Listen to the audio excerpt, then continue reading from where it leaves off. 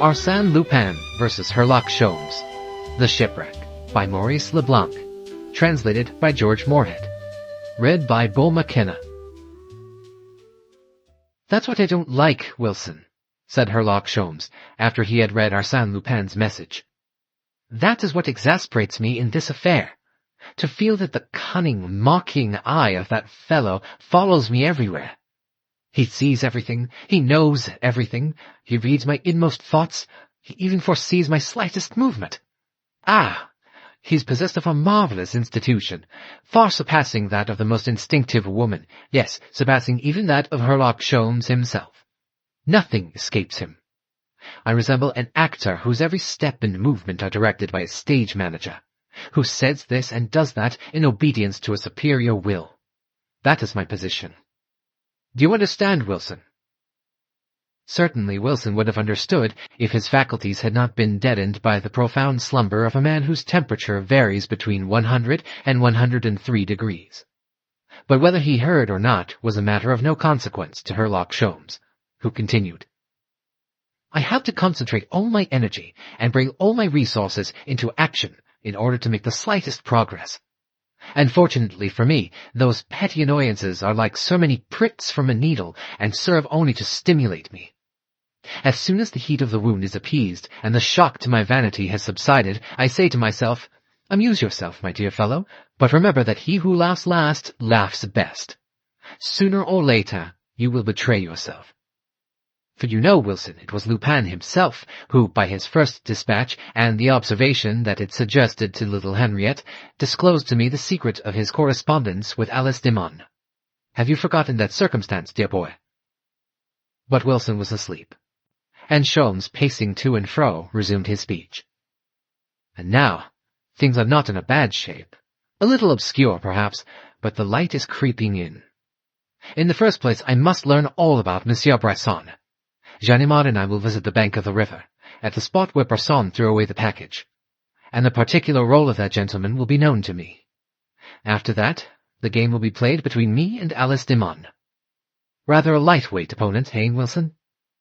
And do you not think that I will soon know the phrase represented by the letters clipped from the alphabet book, and what the isolated letters, the C and the H, mean? That is all I want to know, Wilson." Mademoiselle entered at that moment, and, observing Sholmes gesticulating, she said in her sweetest manner, "Monsieur Sholmes, I must scold you if you waken my patient. It isn't nice of you to disturb him. The doctor has ordered absolute rest." He looked at her in silence, astonished, as on their first meeting, at her wonderful self-possession. "Why do you look at me so, Monsieur Sholmes? You seem to be trying to read my thoughts." "No? Then what is it?" She questioned him with the most innocent expression on her pretty face and in her frank blue eyes. A smile played upon her lips, and she displayed so much unaffected candor that the Englishman almost lost his temper. He approached her and said in a low voice, "Bresson killed himself last night." She affected not to understand him, so he repeated, "Bresson killed himself yesterday." She did not show the slightest emotion. She acted as if the matter did not concern or interest her in any way. "You have been informed," said Sholmes, displaying his annoyance. "Otherwise the news would have caused you to start at least. Ah, you are stronger than I expected. But what's the use of your trying to conceal anything from me?" He picked up the alphabet book, which he had placed on a convenient table, and, opening it at the mutilated page, said, "Will you tell me the order in which the missing letters should be arranged in order to express the exact wording of the message you sent to Bresson 4 days before the theft of the Jewish lamp?" "The order? Bresson? The theft of the Jewish lamp?" She repeated the words slowly, as if trying to grasp their meaning. He continued, "Yes. Here are the letters employed, on this bit of paper. What did you say to Bresson?" "The letters employed? What did I say?" Suddenly she burst into laughter. "Ah, that is it. I understand. I am an accomplice in the crime. There is a Monsieur Poisson who stole the Jewish lamp and who has now committed suicide, and I am the friend of that gentleman. Oh, how absurd you are. Whom did you go to see last night on the second floor of a house in the Avenue des Ternes? Who? My modiste, Mademoiselle Langier. Do you suppose that my modiste and my friend Monsieur Poisson are the same person? Despite all he knew, Sholmes was now in doubt. A person can feign terror, joy, anxiety, in fact all emotions. But a person cannot feign absolute indifference or light, careless laughter. Yet he continued to question her. Why did you accost me the other evening at the Northern Railway station? And why did you entreat me to leave Paris immediately without investigating this theft? Ah, you are too inquisitive, Monsieur Sholmes, she replied, still laughing in the most natural manner. To punish you, I will tell you nothing. And, besides, you must watch the patient while I go to the pharmacy on an urgent message. Au revoir. She left the room. I am beaten by a girl, muttered Sholmes. Not only did I get nothing out of her, but I exposed my hand and put her on her guard. And he recalled the affair of the Blue Diamond, and his first interview with Clotilde Destange. Had not the blonde lady met his question with the same unruffled serenity? And was he not once more face to face with one of those creatures who, under the protection and influence of Arsène Lupin, maintained the utmost coolness in the face of a terrible danger? Sholmes. Sholmes. It was Wilson who called him. Sholmes approached the bed, and, leaning over, said, What's the matter, Wilson? Does your wound pain you? Wilson's lips moved, but he could not speak. At last, with a great effort, he stammered. No, Sholmes, it is not she. That is impossible. Come, Wilson, what do you know about it? I tell you that it is she. It is only when I meet one of Lupin's creatures, prepared and instructed by him, that I lose my head and make a fool of myself. I bet you that within an hour Lupin will know all about our interview. Within an hour? What am I saying? Why, he may know already. The visit to the pharmacy, urgent message, all nonsense. She has gone to telephone to Lupin. Sholmes left the house hurriedly, went down the Avenue de Messine, and was just in time to see Mademoiselle enter a pharmacy. 10 minutes later she emerged from the shop carrying some small packages and a bottle wrapped in white paper. But she had not proceeded far when she was accosted by a man who, with hat in hand and an obsequious air, appeared to be asking for charity. She stopped, gave him something, and proceeded on her way. She spoke to him, said the Englishman to himself. If not a certainty, it was at least an intuition, and quite sufficient to cause him to change his tactics. Leaving the girl to pursue her own course, he followed the suspected mendicant, who walked slowly to the Avenue des Ternes and lingered for a long time around the house in which Bresson had lived, sometimes raising his eyes to the window of the second floor and watching the people who entered the house. At the end of an hour, he climbed to the top of a tram-car going in the direction of Neuilly. Sholmes followed and took a seat behind the man, and beside a gentleman who was concealed behind the pages of a newspaper. At the fortifications, the gentleman lowered the paper, and Sholmes recognized Ganimard, who thereupon whispered, as he pointed to the man in front, It is the man who followed Bresson last night. He's been watching the house for an hour. Anything new in regard to Bresson? Asked Sholmes. Yes. The letter came to his address this morning. This morning? Then it was posted yesterday before the sender could know of Bresson's death. Exactly. It is now in the possession of the examining magistrate. But I read it. It says, he will not accept any compromise. He wants everything, the first thing as well as those of the second affair.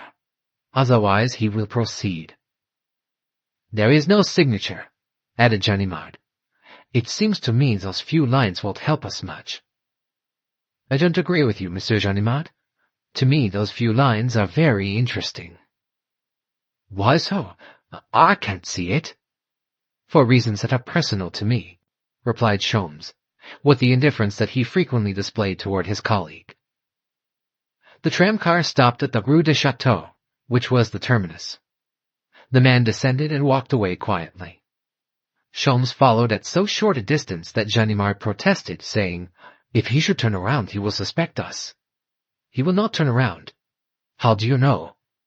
"He is an accomplice of Arsène Lupin, and the fact that he walks in that manner, with his hands in his pockets, proves, in the first place, that he knows he is being followed, and in the second place, that he is not afraid." "But I think we are keeping too close to him." "Not too close to prevent his slipping through our fingers. He is too sure of himself. Ah, look there. In front of that café, there are 2 of the bicycle police. If I summon them to our assistance, how can the man slip through our fingers?" "Well, our friend doesn't seem to be worried about it. In fact, he is asking for their assistance himself." "Mon Dieu!" exclaimed Ganimard. "He has a nerve." The man approached the 2 policemen just as they were mounting their bicycles. After a few words with them, he leaped on a 3rd bicycle, which was leaning against the wall of the café, and rode away at a fast pace, accompanied by the 2 policemen. "Huh? 1, 2, 3, and away," growled Sholmes. "And through whose agency, Monsieur Ganimard? 2 of your colleagues? Ah, but Arsène Lupin has a wonderful organization. Bicycle policemen in his service. I told you our man was too calm, too sure of himself." "Well then," said Ganimard, quite vexed, "what are we to do now? It is easy enough to laugh. Anyone could do that. Come, don't lose your temper. We will get our revenge. But in the meantime we need reinforcements. The Forenfant is waiting for me at the end of the Avenue de Neuilly. Well, go and get him and join me later. I will follow our fugitive." Sholmes followed the bicycle tracks, which were plainly visible in the dust of the road, as 2 of the machines were furnished with striated tires. Very soon he ascertained that the tracks were leading him to the edge of the Seine, and that the 3 men had turned in the direction taken by Bresson on the preceding evening. Thus he arrived at the gateway where he and Ganimard had concealed themselves, and, a little farther on, he discovered a mingling of the bicycle tracks which showed that the men had halted at that spot. Directly opposite there was a little point of land which projected into the river, and, at the extremity thereof, an old boat was moored. It was there that Bresson had thrown away the package, or rather had dropped it. Sholmes descended the bank and saw that the declivity was not steep and the water quite shallow, so it would be quite easy to recover the package, provided the 3 men had not forestalled him. "No, that can't be," he thought. "They have not had time. A quarter of an hour at the most. And yet, why did they come this way?" A fisherman was seated on the old boat. Sholmes asked him, "Did you see 3 men on bicycles a few minutes ago?" The fisherman gave a negative gesture, but Sholmes insisted. 3 men who stopped on the road just on top of the bank." The fisherman rested his pole under his arm, took a memorandum book from his pocket, wrote on one of the pages, tore it out, and handed it to Sholmes. The Englishman gave a start of surprise. In the middle of the paper which he held in his hand, he saw the series of letters cut from the alphabet book. CDEHNOPRZEO 237. The man resumed his fishing, sheltered from the sun by a large straw hat, with his coat and vest lying beside him. He was intently watching the cork attached to his line as it floated on the surface of the water. There was a moment of silence, solemn and terrible. "Is it he?" conjectured Sholmes, with an anxiety that was almost pitiful. Then the truth burst upon him. It is he! It is he! No one else could remain there so calmly, without the slightest display of anxiety, without the least fear of what might happen, and who else would know the story of those mysterious letters? Alice had warned him by means of her messenger. Suddenly the Englishman felt that his own hand, had involuntarily seized the handle of his revolver, and that his eyes were fixed on the man's back, a little below the neck. One movement, and the drama would be finished. The life of the strange adventurer would come to a miserable end. The fisherman did not stir. Sholmes nervously toyed with his revolver, and experienced a wild desire to fire it and end everything. But the horror of such an act was repugnant to his nature. Death would be certain and would end all. Ah, he thought, let him get up and defend himself. If he doesn't, so much the worse for him. 1 second more, and I fire.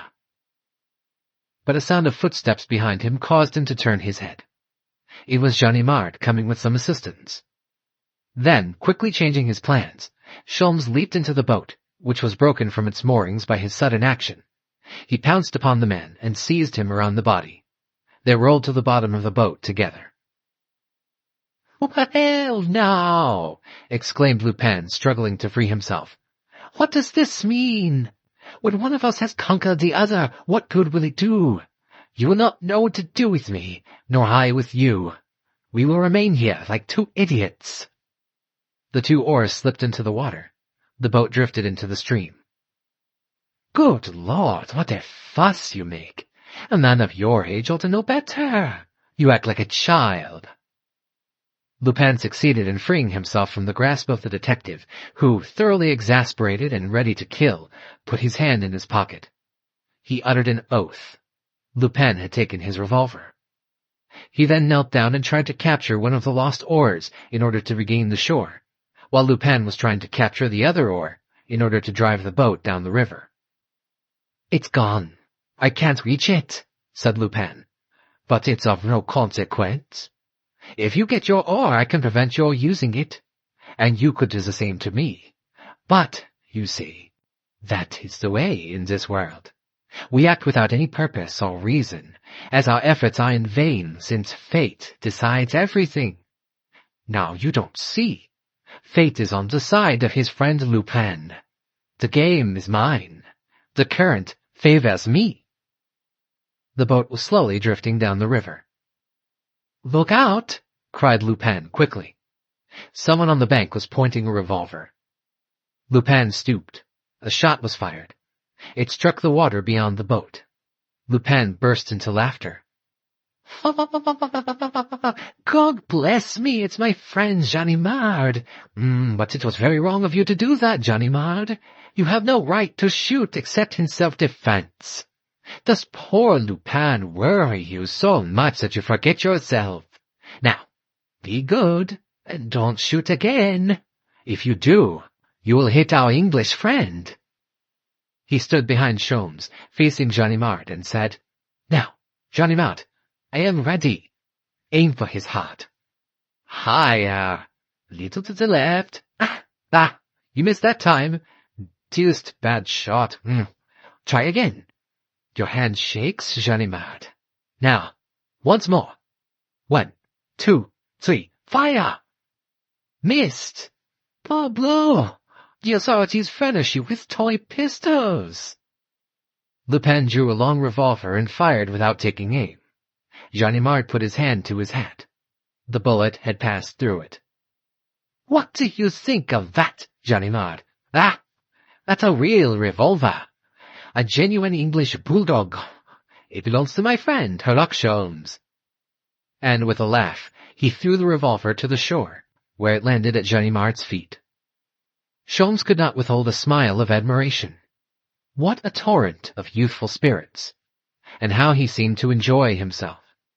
It appeared as if the sensation of peril caused him a physical pleasure.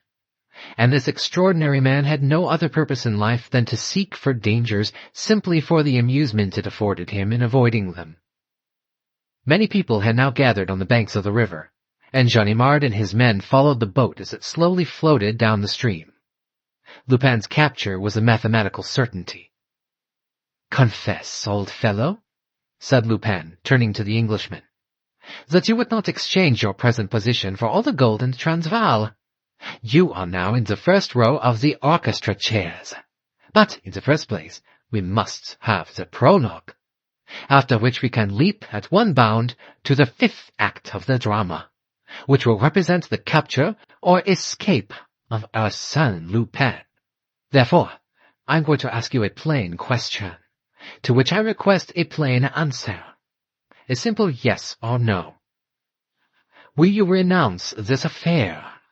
At present I can repair the damage you have done. Later, it will be beyond my power. Is it a bargain? No. Lupin's face showed his disappointment and annoyance. He continued, I insist. More for your sake than my own, I insist, because I am certain you will be the first to regret your intervention. For the last time. Yes or no? No. Lupin stooped down, removed one of the boards in the bottom of the boat, and, for some minutes, was engaged in a work the nature of which Sholmes could not discern. Then he arose, seated himself beside the Englishman, and said, I believe, messieurs, that we came to the river today for the same purpose, to recover the object which Poisson threw away. For my part, I had invited a few friends to join me here, and I was on the point of making an examination of the bed of the river when my friends announced your approach. I confess that the news did not surprise me, as I have been notified every hour concerning the progress of your investigation. That was an easy matter. Whenever anything occurred in the Rue Murillo that might interest me, simply a ring on the telephone and I was informed. He stopped. The board that he had displaced in the bottom of the boat was rising, and water was working into the boat all around it. The deuce! I didn't know how to fix it. I was afraid this old boat would leak. You are not afraid, monsieur? Sholmes shrugged his shoulders. Lupin continued. You will understand, then, in those circumstances, and knowing in advance that you would be more eager to seek a battle than I would be to avoid it, I assure you, I was not entirely displeased to enter into a contest of which the issue is quite certain, since I hold all the trump cards in my hand. And I desired that our meeting should be given the widest publicity in order that your defeat may be universally known, so that another Countess de Crozon or another Baron d'Imbedval may not be tempted to solicit your aid against me. Besides, my dear monsieur—" He stopped again, and, using his half-closed hands as a lorgnette, he scanned the banks of the river. "Mon Dieu, they have chartered a superb boat, a real war vessel, and see how they are rowing. In 5 minutes they will be alongside, and I am lost. Monsieur Sholmes, a word of advice. You seize me, bind me, and deliver me to the officers of the law. Does that program please you? Unless, in the meantime, we are shipwrecked, in which event we can do nothing but prepare our wills. What do you think?" They exchanged looks. Sholmes now understood Lupin's scheme. He had scuttled the boat, and the water was rising. It had reached the soles of their boots. Then it covered their feet, but they did not move. It was halfway to their knees. The Englishman took out his tobacco, rolled a cigarette, and lighted it. Lupin continued to talk. "But do not regard that offer as a confession of my weakness. I surrender to you in a battle in which I can achieve a victory in order to avoid a struggle upon a field not of my own choosing. In so doing, I recognize the fact that Sholmes is the only enemy I fear, and announce my anxiety that Sholmes will not be diverted from my track. I take this opportunity to tell you these things, since fate has accorded me the honor of a conversation with you. I have only one regret. It is that our conversation should have occurred while we are taking a foot bath, a situation that is lacking in dignity, I must confess. What did I say? A foot bath? It is worse than that." The water had reached the board on which they were sitting, and the boat was gradually sinking. Sholmes, smoking his cigarette, appeared to be calmly admiring the scenery.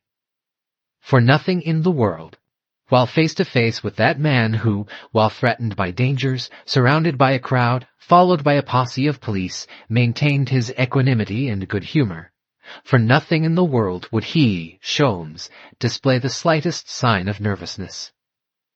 Each of them looked as if he might say, "Should a person be disturbed by such trifles? Are not people drowned in a river every day?" Is it such an unusual event as to deserve special attention?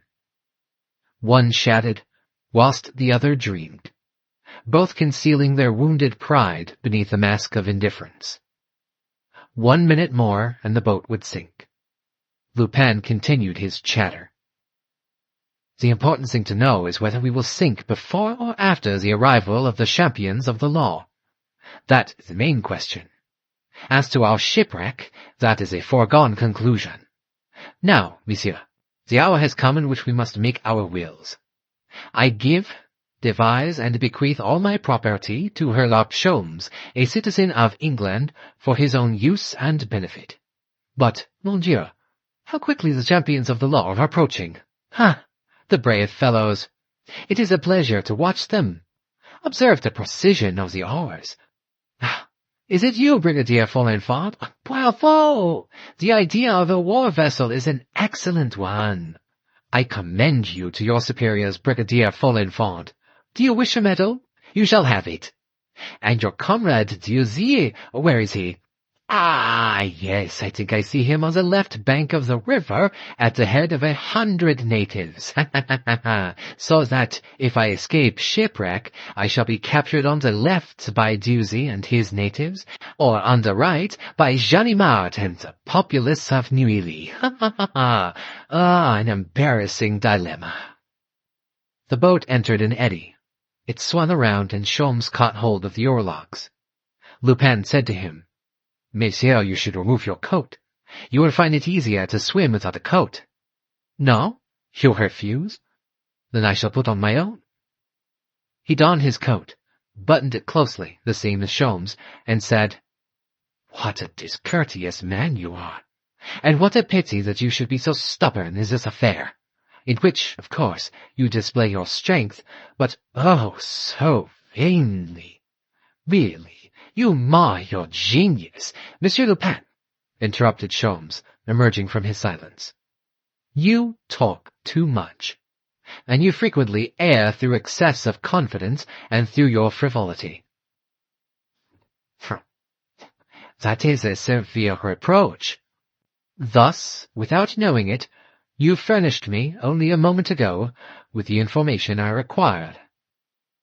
What? You required some information and you didn't tell me?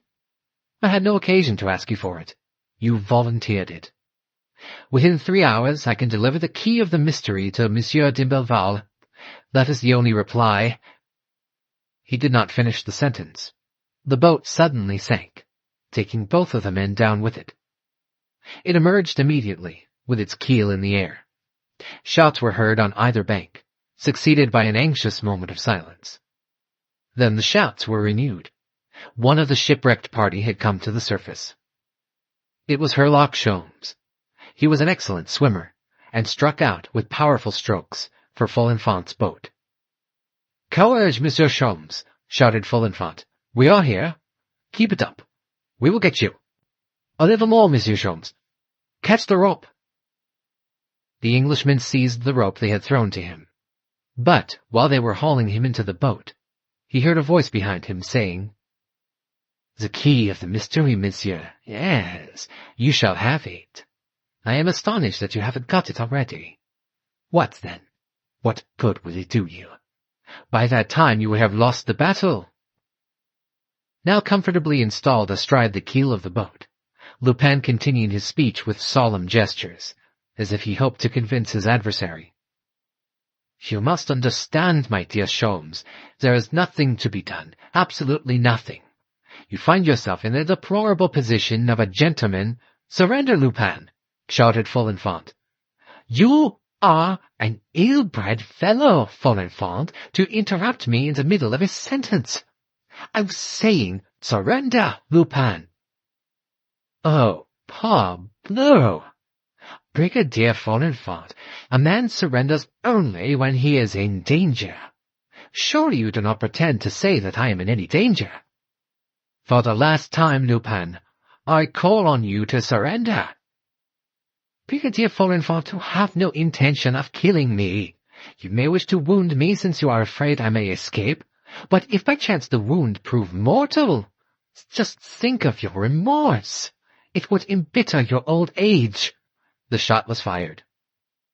Lupin staggered, clutched at the keel of the boat for a moment, then let go and disappeared. It was exactly 3 o'clock when the foregoing events transpired. Precisely at 6 o'clock, as he had foretold, Herlock Sholmes, dressed in trousers that were too short and a coat that was too small, which he had borrowed from an innkeeper at Neuilly, wearing a cap and a flannel shirt, entered the boudoir in the Rue Murillo, after having sent word to Monsieur and Madame d'Imblevalle that he desired an interview.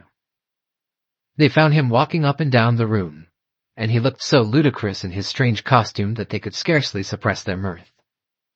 With pensive air and stooped shoulders, he walked like an automaton from the window to the door, and from the door to the window, taking each time the same number of steps, and turning each time in the same manner. He stopped, picked up a small ornament, examined it mechanically, and resumed his walk. At last, planting himself before them, he asked, "Is Mademoiselle here?" "Yes, she is in the garden with the children." "I wish Mademoiselle to be present at this interview." "Is it necessary?" "Have a little patience, monsieur. From the facts I am going to present you, you will see the necessity for her presence here." "Very well. Suzanne, would you call her?" Madame d'Imblevalle arose, went out, and returned almost immediately, accompanied by Alice de Mun. Mademoiselle, who was a trifle paler than usual, remained standing, leaning against a table, and without even asking why she had been called. Sholmes did not look at her, but suddenly turning toward Monsieur d'Imblevalle, he said, in a tone which did not admit of a reply, "After several days' investigation, monsieur, I must repeat what I told you when I first came here.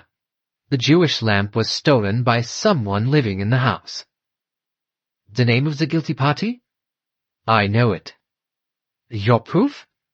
"I have sufficient to establish that fact." "But we require more than that. We desire the restoration of the stolen goods." "The Jewish lamp?" "It is in my possession." "The opal necklace? The snuff-box?" "The opal necklace, the snuff-box, and all the goods stolen on the second occasion are in my possession." Sholmes delighted in these dramatic dialogues, and it pleased him to announce his victories in that curt manner. The Baron and his wife were amazed, and looked at Sholmes with a silent curiosity, which was the highest praise. He related to them, very minutely, what he had done during those 3 days. He told of his discovery of the alphabet book, wrote upon a sheet of paper the sentence formed by the missing letters, then related the journey of Bresson to the bank of the river and the suicide of the adventurer, and finally his struggle with Lupin, the shipwreck, and the disappearance of Lupin. When he had finished, the Baron said in a low voice, "Now you have told us everything except the name of the guilty party. Whom do you accuse?" "I accuse the person who cut the letters from the alphabet book and communicated with Arsène Lupin by means of those letters." "How do you know that such correspondence was carried on with Arsène Lupin?" "My information comes from Lupin himself." He produced a piece of paper that was wet and crumpled. It was the page which Lupin had torn from his memorandum book, and upon which he had written the phrase. "And you will notice," said Sholmes with satisfaction, "that he was not obliged to give me that sheet of paper, and in that way disclose his identity. Simple childishness on his part, and yet it gave me exactly the information I desired." "What was it?" asked the Baron. "I don't understand." Sholmes took a pencil and made a fresh copy of the letters and figures. CDEHNOPRZEO 237. "Well," said the Baron, "it is the formula you showed me yourself." "No. If you had turned and returned that formula in every way, as I have done, you would have seen at first glance that this formula is not like the first one." "In what respect do they differ?" "This one has 2 more letters, an E and an O." "Really? I hadn't noticed that." "Join those 2 letters to the C and the H, which remained after forming the word répondez, and you will agree with me that the only possible word is echo." Well, what does that mean? It refers to the Echo de France, Lupin's newspaper, his official organ, the one in which he publishes his communications. Reply in the Echo de France, in the personal advertisements, under number 237. That is the key to the mystery, and Arsène Lupin was kind enough to furnish it to me. I went to the newspaper office. What did you find there? I found the entire story of the relations between Arsène Lupin and his accomplice. Sholmes produced 7 newspapers, which he opened at the 4th page and pointed to the following lines. 1. Ars Lup, Lady implores protection. 540. 2. 540. Awaiting particulars. A.L. 3. A.L.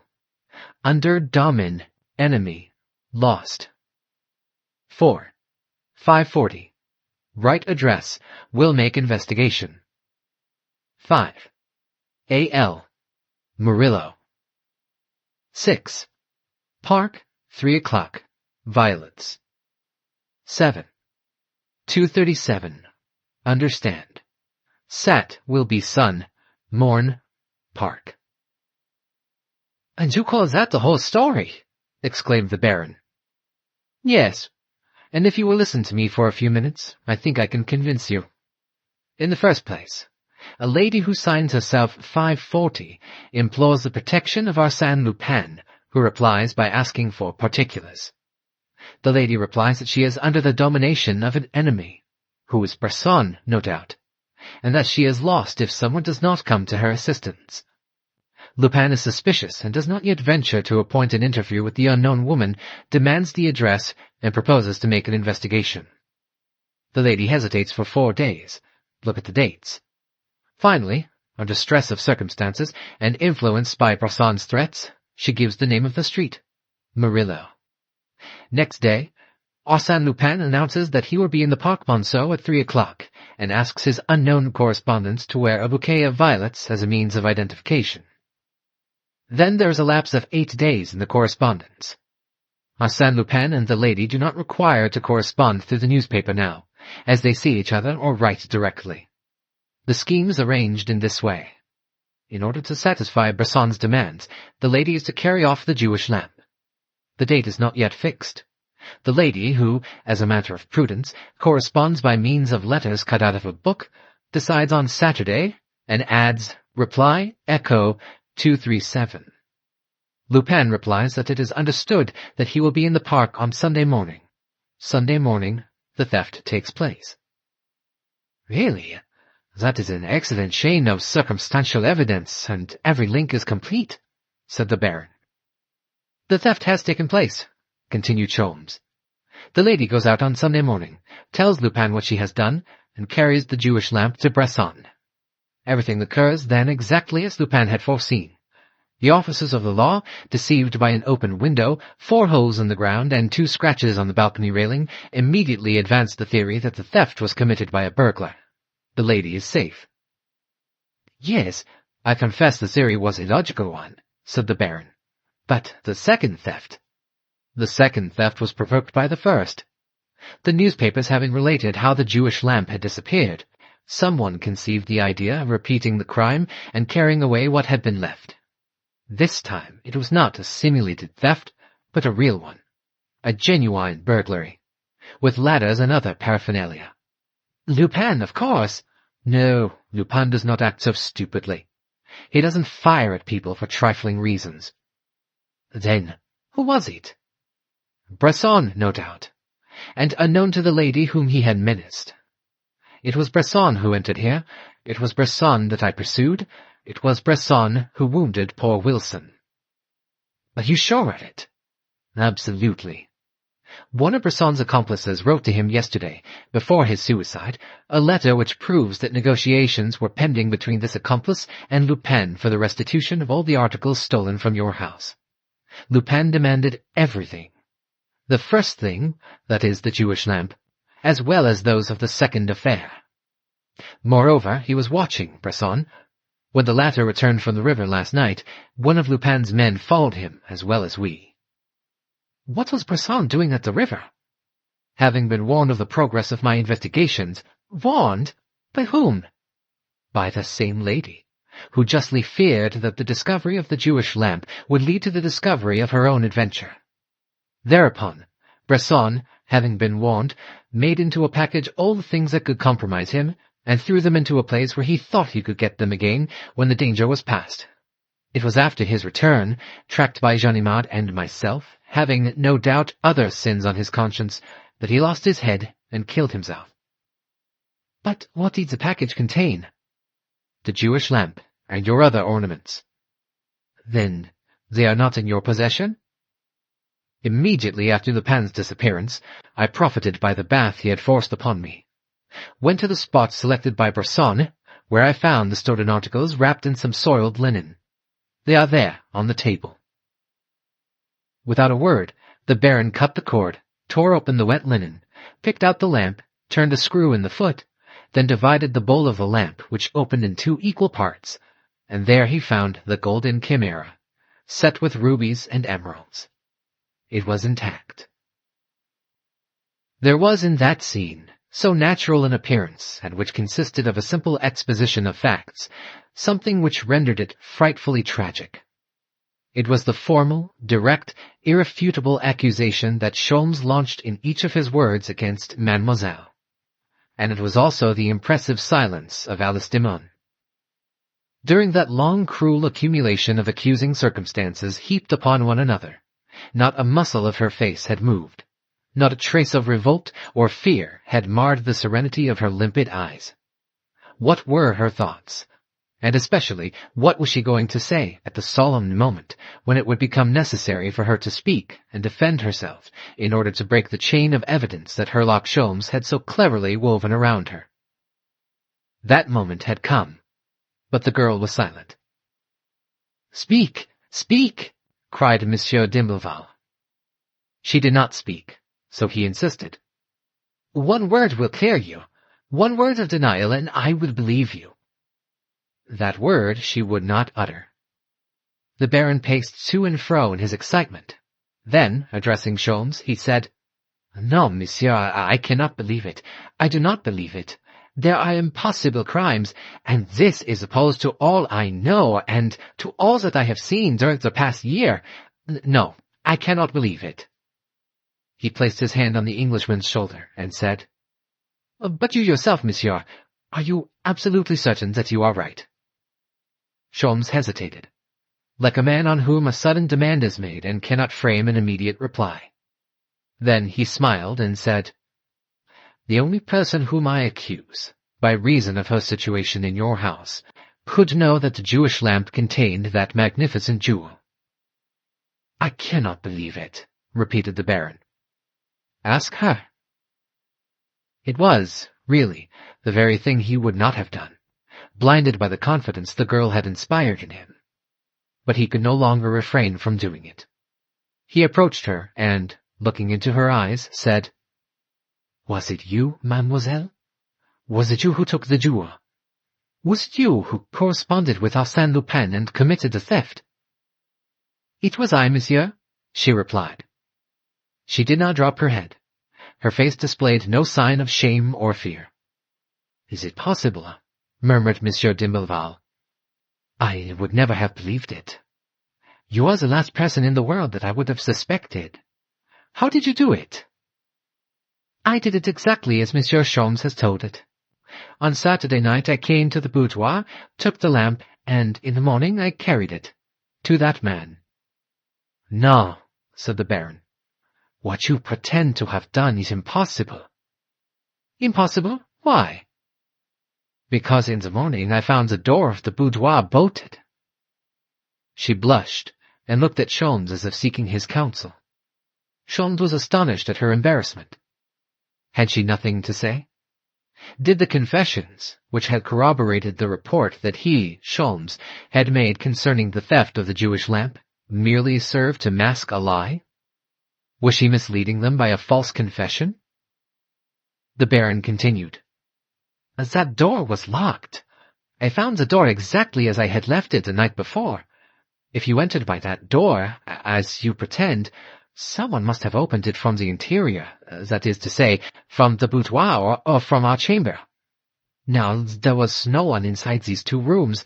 There was no one except my wife and myself." Sholmes bowed his head and covered his face with his hands in order to conceal his emotion.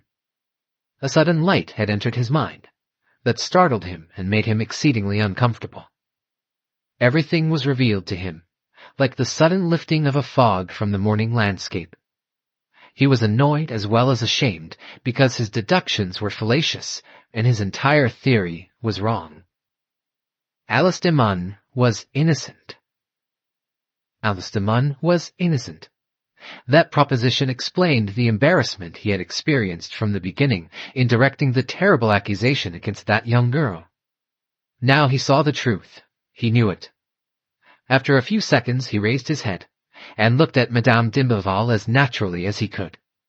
She was pale, with that unusual pallor which invades us in the relentless moments of our lives. Her hands, which she endeavored to conceal, were trembling as if stricken with palsy. 1 minute more, thought Sholmes, and she would betray herself. He placed himself between her and her husband in the desire to avert the awful danger which, through his fault, now threatened that man and woman. But at sight of the Baron, he was shocked to the very center of his soul. The same dreadful idea had entered the mind of Monsieur d'Imblevalle. The same thought was at work in the brain of the husband. He understood also. He saw the truth. In desperation, Alice de Munn hurled herself against the implacable truth, saying, "You are right, monsieur. I made a mistake. I did not enter by this door. I came through the garden and the vestibule by aid of a ladder." It was a supreme effort of true devotion, but a useless effort. The words rang false. The voice did not carry conviction, and the poor girl no longer displayed those clear, fearless eyes and that natural air of innocence which had served her so well. Now she bowed her head, vanquished. The silence became painful. Madame d'Imblevalle was waiting for her husband's next move, overwhelmed with anxiety and fear.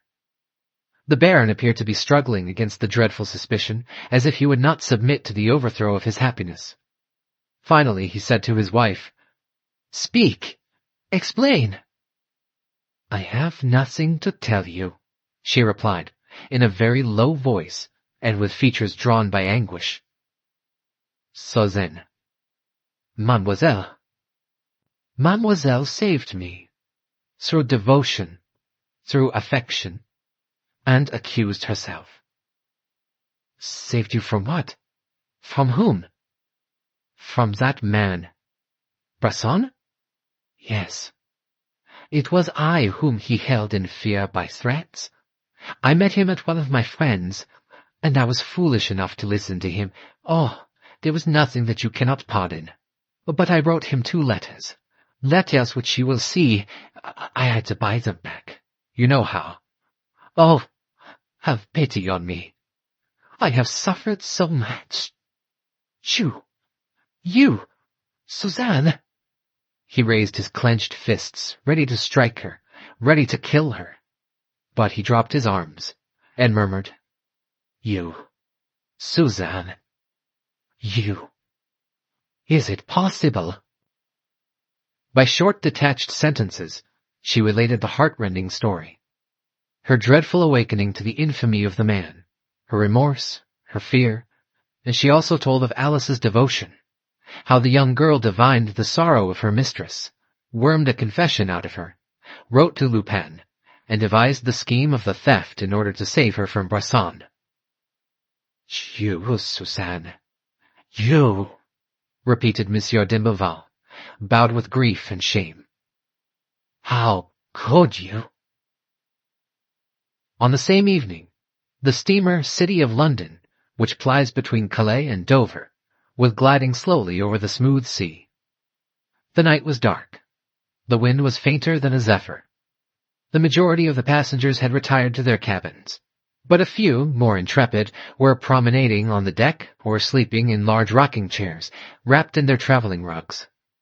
One could see, here and there, the light of a cigar, and one could hear, mingled with the soft murmur of the breeze, the faint sound of voices which were carefully subdued to harmonize with the deep silence of the night.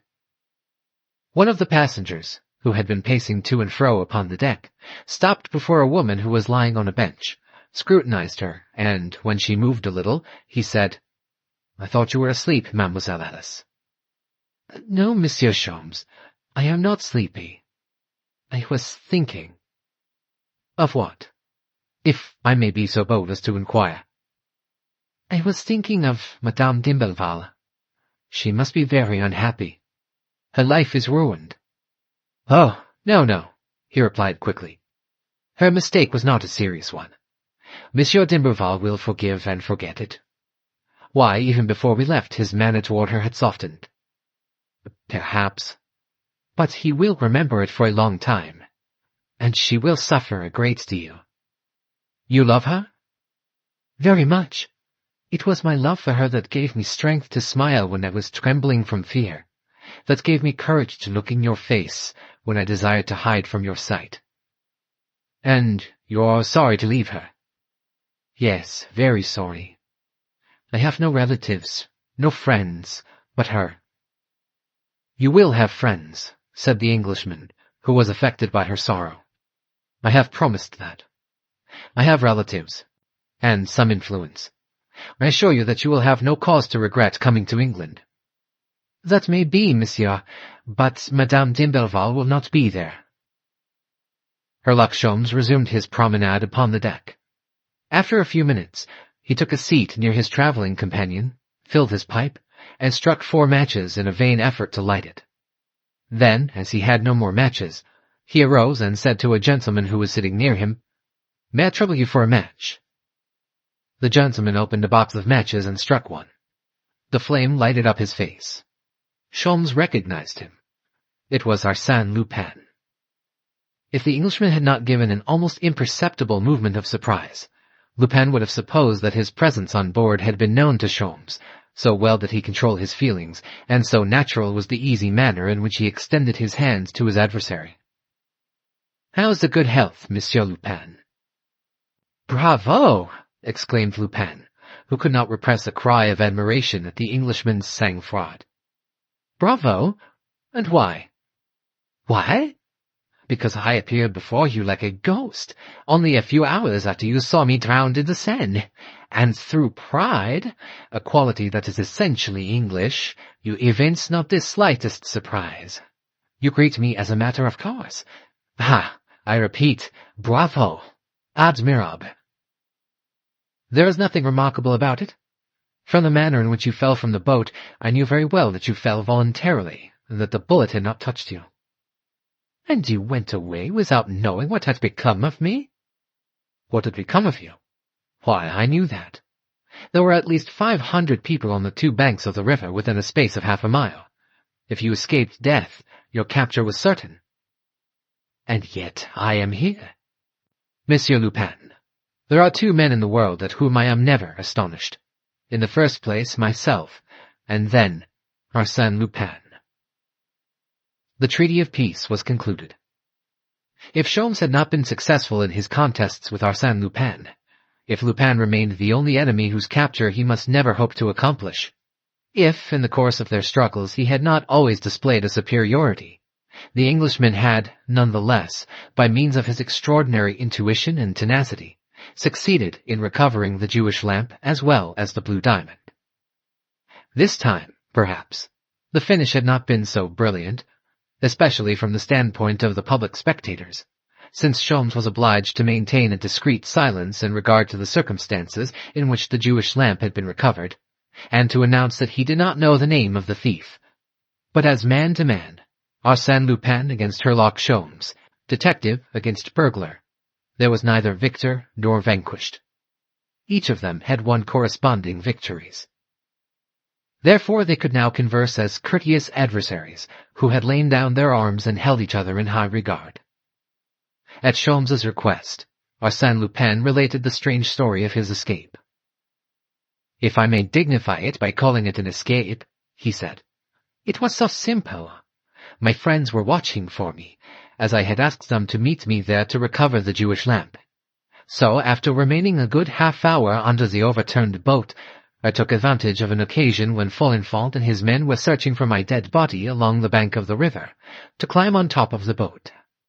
Then my friends simply picked me up as they passed by in their motorboat, and we sailed away under the staring eyes of an astonished multitude, including Ganimard and Folenfant. "Very good," exclaimed Sholmes. "Very neatly played. And now you have some business in England?" "Yes, some accounts to square up. But I forgot. What about Monsieur d'Imblevalle?" "He knows everything." "All? My dear Sholmes, what did I tell you? The wrong is now irreparable. Would it not have been better to have allowed me to carry out the affair in my own way? In a day or two more I should have recovered the stolen goods from Bresson, restored them to Monsieur d'Imblevalle, and those two honest citizens would have lived together in peace and happiness ever after. Instead of that, said Sholmes, sneeringly, I have mixed the cards and sown the seeds of discord in the bosom of a family that was under your protection. Mon Dieu, of course I was protecting them. Must a person steal, cheat, and wrong all the time? Then you do good also? When I have the time. Besides, I find it amusing. Now, for instance, in our last adventure, I found it extremely diverting that I should be the good genius seeking to help and save unfortunate mortals, while you were the evil genius who dispensed only despair and tears. Tears? Tears? Protested Sholmes. Certainly. The d'Imblevalle household is demolished, and Alice Demon weeps. She could not remain any longer. Ganimard would have discovered her some day, and, through her, reached Madame d'Imblevalle. Quite right, monsieur. But whose fault is it? Two men passed by. Sholmes said to Lupin in a friendly tone, Do you know those gentlemen? I thought I recognized one of them as the captain of the steamer. And the other? I don't know. It is Austin Gillette, who occupies in London a position similar to that of Monsieur Dudois in Paris. Ah, how fortunate! Would you be so kind as to introduce me? Monsieur Dudois is one of my best friends, and I shall be delighted to say as much of Monsieur Austin Gillette. The two gentlemen passed again. And if I should take you at your word, Monsieur Lupin, said Sholmes, rising, and seizing Lupin's wrist with a hand of iron. Why do you grasp me so tightly, monsieur? I am quite willing to follow you. In fact, he allowed himself to be dragged along without the least resistance. The two gentlemen were disappearing from sight. Sholmes quickened his pace. His fingernails even sank into Lupin's flesh. Come, come, he exclaimed with a sort of feverish haste, in harmony with his action. Come, quicker than that. But he stopped suddenly. Alice Demon was following them. What are you doing, mademoiselle? You need not come. You must not come. It was Lupin who replied. You will notice, monsieur, that she is not coming of her own free will. I am holding her wrist in the same tight grasp you have on mine. Why? Because I wish to present her also. Her part in the affair of the Jewish lamp is much more important than mine. Accomplice of Arsène Lupin, accomplice of Bresson, she has a right to tell her adventure with the Baroness d'Imblevalle, which will deeply interest Monsieur Gillette as an officer of the law. And by introducing her also, you will have carried your gracious intervention to the very limit, my dear Sholmes. The Englishman released his hold on his prisoner's wrist. Lupin liberated Mademoiselle. They stood looking at each other for a few seconds, silently and motionless. Then Sholmes returned to the bench and sat down, followed by Lupin and the girl. After a long silence, Lupin said, You see, messieurs, whatever we may do, we will never be on the same side. You are on one side of the fence, I am on the other. We can exchange greetings, shake hands, converse a moment, but the fence is always there. You will remain Herlock Sholmes, detective, and I, Arsène Lupin, gentleman burglar.